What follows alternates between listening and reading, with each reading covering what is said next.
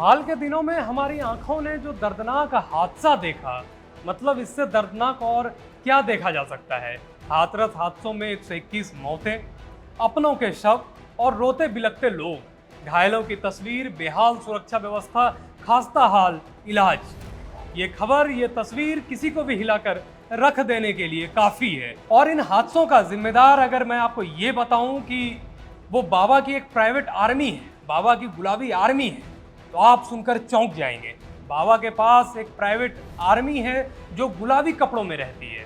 Private army में कई wing हैं, महिला और पुरुष के लिए अलग अलग सेना है।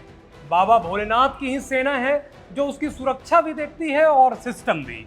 बाबा इसी सेना पर विश्वास करता है। वो अपने आयोजनों में पुलिस के लिए नो एंट्री का बोर्ड लगा देता है। पुलिस और प्रशासन बाबा की तानाशाही के सामने हाथ जोड़े खड़ा रहता है। भोले बाबा की सेना भक्तों की भीड़ पर नियंत्रण नहीं करती थी। वो तो ये देखती थी कि कोई भक्त बाबा की सभा में फोन से वीडियो तो नहीं बना रहा है। ये सुरक्षा और सिस्टम के लिए नहीं, सेंसर बोर्ड वाली सेना है। ये लाइन में खड़े होकर सिस्टम नहीं बनाते हैं, झुंड में खड़े होकर डर का माहौल बनाती है। 2 जुलाई को जिस सत्संग में 121 लोगों की मौत हुई, उस आयोजन की इंटरनल से लेकर एक्सटर्नल सिक्योरिटी यही सेना संभाल रही थी। ये कैसे काम करती है, जरा इसको समझ लीजिए। जिस इलाके में बाबा सत्संग करता था, वहां वर्दी पहनकर ये सेना पहले ही पहुंच जाती है। शुरुआत ट्रैफिक मैनेजमेंट से करती है। बाबा जिस रूट से आते हैं, उस रूट पर बाबा की आर्मी के जवान ह्यूमन चेन बनाकर उस रूट को सैनिटाइज करते हैं। कार्यक्रमों वाली जगहों पर आने वाली भीड़ को पंडाल तक लाने, उसे पंडाल में बिठाने और कंट्रोल करने का काम भी बाबा की सेना के जिम्मे होता है। लेकिन हाथरस वाले बाबा के सिक्योरिटी सिस्टम का सबसे ज्यादा जोर 2 बातों पर रहता है। एक तो सत्संग वाली जगहों पर बाबा की एंट्री और एग्जिट सेफ हो, उसके बाद कोई मरे या जिए उसको कोई मतलब नहीं रहता। कल हाथरस की घटना के बाद ये बताया गया कि बाबा के आयोजनों में हादसे होते रहते हैं, लेकिन किसी की जान नहीं जाती थी, तो बात दब जाती थी।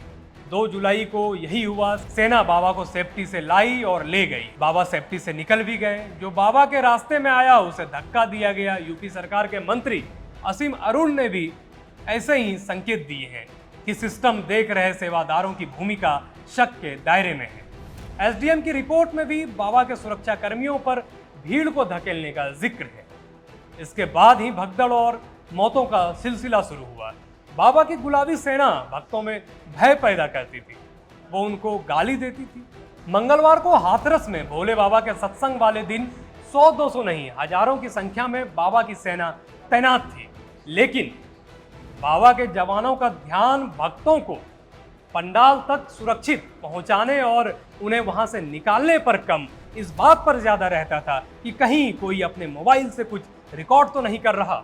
हर हाल में भक्तों के कैमरे बंद रहें, इसके लिए बाबा की सिक्योरिटी भक्तों से बदसलूकी करने से भी पीछे नहीं हटती।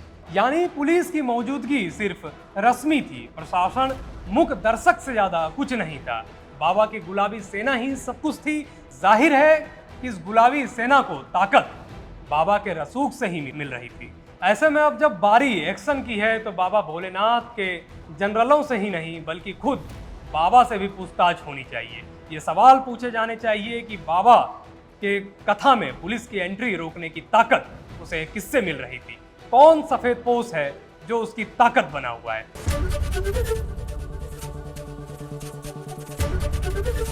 एबीपी गंगा, खबर आपकी, जुबान आपकी।